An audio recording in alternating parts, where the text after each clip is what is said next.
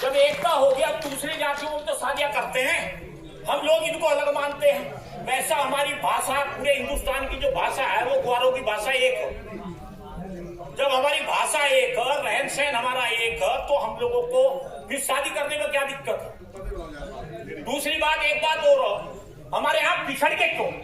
आज भी 70 साल 75 साल हमारे देश को आजाद हुए होंगे, लेकिन हमारी स्थिति सबसे ज्यादा बदतर स्थिति है। हमारे से अच्छे चाहे भंगी हो, चमार हो, नाई हो, धोबी हो, बढ़ई हो, सबके सबकी स्थिति हमारे से अच्छी है। उसका कारण क्या है? मैं आप लोगों को एक बात बता देना चाहता हूं कि कोई भी जाति है, उनका कोई ना कोई नेता है। हम आज तक जो हमारे समाज के लोग, हम एक नेता नहीं पूरे हिंदुस्तान में अपना बना पाए, तो क्या बनाएंगे बताइए? सबसे पहली आवश्यकता यह है, हम कहते हैं हमें किसी ने कुछ नहीं दिया, देगा कौन आपको? जब हम किसी को नेता मानने को तैयार नहीं है, जब से हम एक दूसरे की बात कर रहे हैं, हम लोग बात कह रहे हैं, मैं कह रहा हूं कुछ लोग ऐसे बैठे थे यहाँ, चाहे रविंद्र नायक जी हो और हमारे रणजीत नायक जी अध्यक्ष रहे ऑल इंडिया बंजारा सेवा संघ के, उन्होंने कितने करोड़ों रुपए संगठन पर बिरादरी के लिए से खर्च किए हैं, आज उनका नाम तक किसी ने नहीं दिया।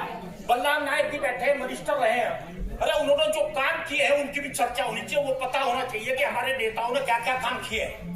जो यहाँ जनता आती है, पहली बार आती है, वो भाषण सुनती है, तो हम दूसरे की चर्चा करते हैं, अपने नेताओं की तो बताओ भाई। हमारे नेता बैठे हैं आज, ये जो एमएलसी बैठे हैं, कई एमएलसी हमारे बैठे मंत्री बने हुए हैं, तो ये किसी न किसी तरीके से बने ही होंगे ना, इनकी भी हमें तारीफ करनी चाहिए।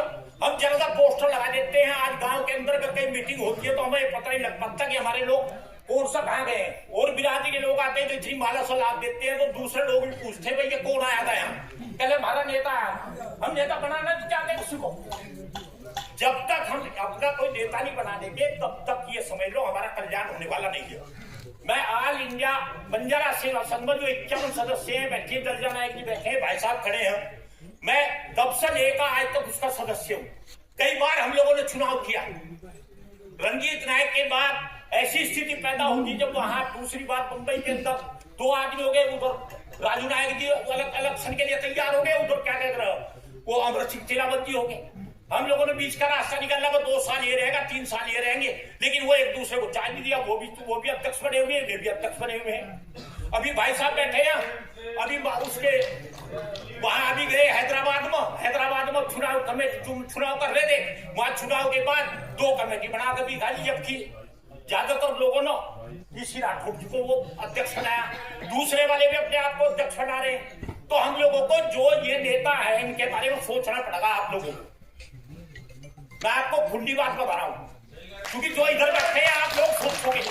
और एक बात और, हम लोग जो कांग्रेस की तरफ से जो हमारा वो भंग, ऐसा नहीं कि हमें इन्होंने कुछ नहीं दिया, जो भी दिया कांग्रेस ने दिया, भारतीय जनता पार्टी के लोगों ने कुछ नहीं दिया। लेकिन हम लोग चूंकि सबसे बड़े हिंदू अगर कोई मानना तो हम ही मान रहे अपने आप, और भी कोई माने छोटी छोटी जाते हैं, जाते हैं। और बड़े दुख की बात है, मुझे कहना नहीं चाहिए ये बात थी, इनकी जितनी लड़कियां सारी मुसलमानों भी आई, अरे हम क्या हिंदुओं का पाठ पढ़ा रहे, तो कहने सुनने वाला नहीं है। हम सोच रहे इस बात, सारे जितने भी नेता बीजेपी के, आप बता दो उनकी लड़कियां मुसलमानों के हैं नहीं, और उसके बाद हम हिंदू समझे बैठे। अरे पृथ्वी में तो बहुत अंतर है। एक सबसे बड़ी कमी क्या हमारे हिंदुस्तान के अंदर, हमारी समाज के अंदर, हमारा कोई आज राजधानी के अंदर, दिल्ली के अंदर कोई हमारा कार्यालय नहीं खुला है।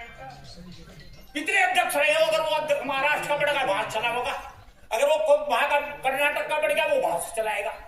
अरे जितनों को समस्या है, जब अब चुनाव हो रहे हैं 4 प्रदेशों 5 प्रदेशों के अंदर, जो संगठन के लोग हैं उनको यहाँ रहना चाहिए, एक कार्यालय होना चाहिए। कोई टिकट मांगना तो उसकी पैरवी करनी चाहिए, चाहे किसी पार्टी से टिकट मांग रहा या भी संगठन का आदमी। मतलब मेरा कहने का ये है कि जब आदमी को, जब हम लोगों को अपने समाज की तरक्की करनी हो, तो तरक्की के लिए राजनीतिक स्तर भी हमारा उठाना पड़ेगा। राजनीतिक स्तर तब उठागा जब कार्यालय होगा। जैसा आज यहाँ पर प्रोग्राम आप इन्होंने किया है तो बड़ा अच्छा लगा।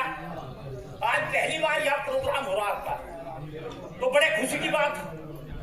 तो मैं समझता हूँ कि आने वाले समय में दिल्ली के अंदर भी एक कार्यालय हमारा समाज का होना चाहिए, जिससे कि कोई भी राज्य का आदमी यहाँ हो, अपनी समस्या लेकर किसी को टिकट मांगना आप किसी भी पार्टी का मांगो और एक नेता से तैयार कर दो, किसी भी पार्टी का आदमी हो उस नेता के पास जाओ तो तू पार्टी का तू अपने 5 हो, तू अपने आदमी मेरे साथ हो।